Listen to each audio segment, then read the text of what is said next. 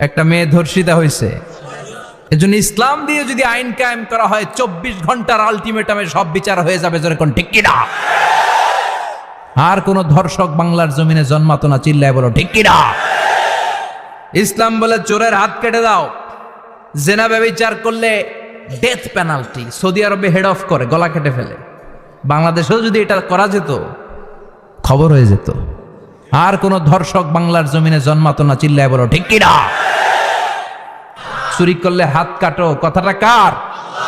السارق والسارقة فاقطعوا أيديهما جزاء بما كسبا نكالا من الله والله عزيز حكيم.